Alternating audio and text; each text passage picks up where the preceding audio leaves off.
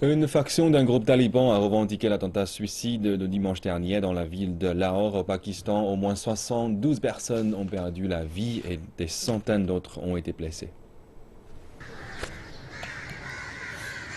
L'attentat a été revendiqué par une faction dissidente des talibans pakistanais appelée Jamaat-ul Ahrar. La police indiquait que l'attentat suicide s'est produit dans un parc d'attractions où de nombreuses familles, et en particulier des femmes et des enfants, étaient présents. Les témoins affirment que le parc était particulièrement bondé en raison des festivités de Pâques.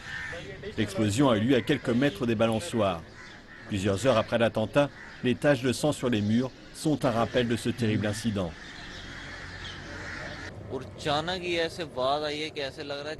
J'étais dans ma chambre juste de l'autre côté de la route quand l'explosion s'est produite. J'ai cru que ma maison s'était effondrée. Tout le monde s'est précipité sur la scène. C'était le chaos. Je pouvais voir des cadavres de femmes et d'enfants étalés dans des mares de sang.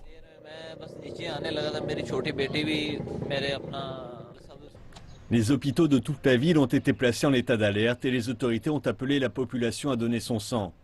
Junaid, 48 ans, tient un kiosque dans le parc. J'étais dans mon kiosque à quelques mètres de là. L'explosion était si forte qu'elle a tout détruit. Des morceaux de verre m'ont touché au visage et je me suis évanoui. L'aide est arrivée 20 minutes après. Les habitants ont aidé tout le monde.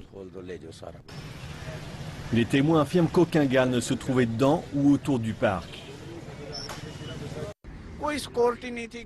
Le parc possède plusieurs entrées. Il n'y avait aucun garde. La sécurité n'est que pour les riches. La police va partir après quelques jours. Et une fois de plus, nous allons devenir une cible. Plusieurs réunions gouvernementales de haut niveau se sont tenues après l'attentat. La lutte contre le terrorisme va se poursuivre, mais pour les familles et proches des victimes, la vie n'a pas encore repris.